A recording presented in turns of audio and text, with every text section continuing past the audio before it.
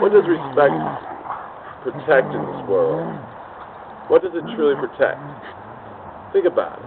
When you show respect to other individuals in their way of life, you're honest and you're truthful with them, which protects their way of life, because you know what? You've told it out as honestly as you could. If you chose to share in it, maybe it even flourishes and sponsors theirs to grow. If you chose not to share in it, then at least the understood of why is there, and they can go forth and they can actually present their side of the issue honestly with as much information truthfully towards the end to where you understand their side of the situation. In politics, when someone brings up an issue, if one person brings up an issue and they just throw this issue out in the air and they don't explain what their position is on it or what their driving force behind them is, what do we call that kind of issue? Why was it brought up? I have no real reason at all, because there's really no purpose for it. Now, if you're in a debate and if you're in politics and you respectfully give an answer to a question or you respectfully present your issue, then you've been completely honest and forthright in what it was. You've delivered what your passion is about it, the reasons why, and the understanding that people can accept it and know what it is you're doing.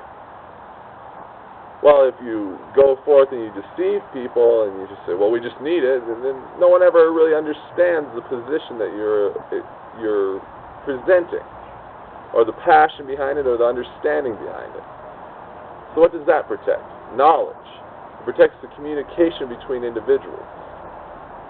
Between the individuals running for office or the individuals just presenting their point of view. It increases communication, and that way we can better understand one another. That's greater understanding. But what about respect for Mother Nature and the world around us? When you respect Mother Nature and the world around us, what fosters?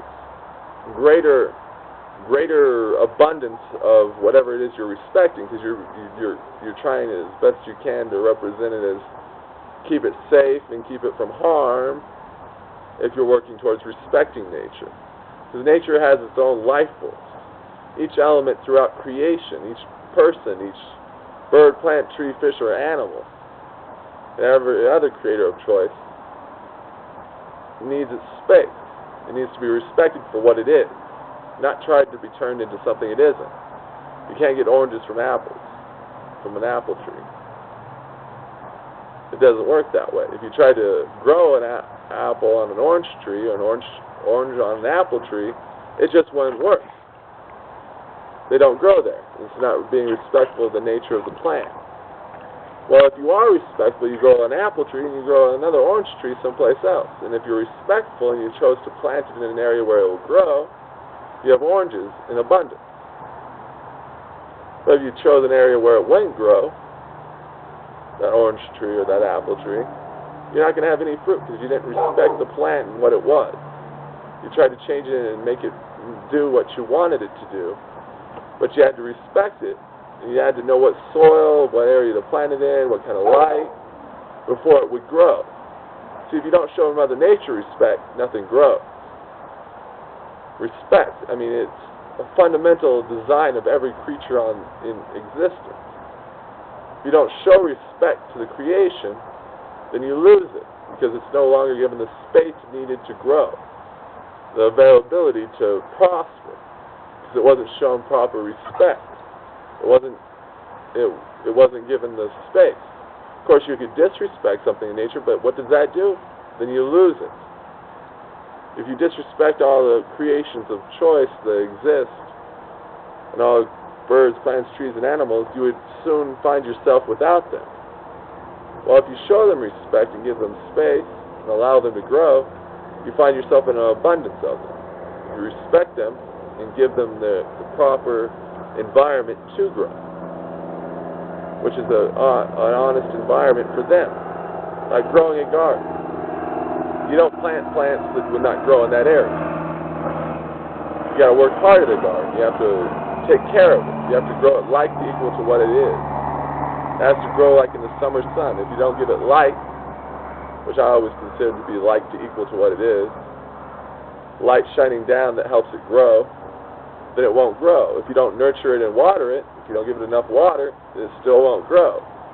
If you let weeds take over the garden, then they'll grow, but your plants will probably have less room to grow, which would cause less abundance because they weren't given their proper environment for growing. It's all about respect and how everything continues to exist. Without the harvest from the gardens around the world, we would have no food for our table in the form of vegetables or fruits.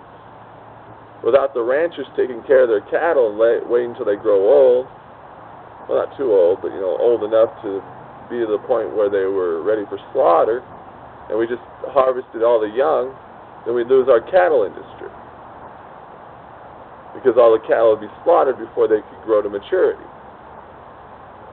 And how they grow maturity is to be properly taken care of, given enough grazeland and respected. So you see, respect is what keeps us going. It's what keeps the nature going. And when you disrespect another individual, what's the likelihood that they're going to help you? That they're going to be of any benefit to you? Not very likely, because you haven't treated them with any care. You haven't been honest with them, and you haven't been forthright with them. You've just gone forth and assumed. You've thought just of yourself. You didn't think of the issue. You got to address an issue if you're going to really convince a person to be a part of what you want to happen.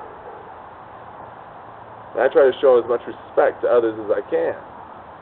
I try to be always honest and forthright and tell you the truth and try and aid you as best I can in areas of protection and aid through lessons and also through ideas and plans to help prosper our future. Things of respect to help grow mankind into a better state of being, a more safer environment, because man grows best in a safe environment, not a hostile one. Because without that safe environment, man feels like he's under attack, and then he has to fight back. Given a hostile environment, what do? You either shut down or else you fight. The choice is yours. You can treat the world with respect and be rewarded for it, and be seen for what you are and understanding and known for who you are, or you can treat the world with disrespect and hide your true intention. You can falsify your information. You can make everything seem as though it were perfect when it has a big old flaw in it. But eventually the truth is going to come out. The truth about you and what your intent was will never be known because you never made it clear without including the harm that you create, the loss that you might create. And without that, no one understands truly what you're proposing. They don't understand the cost and the benefit of it. Once the cost is known, then the benefit can be revealed. But if there's a great cost involved, and you don't tell anybody about it, are you misleading them? Are you showing them respect? Something to think about. Thank you for your time. Christopher David Clayton of the United Unified Belief.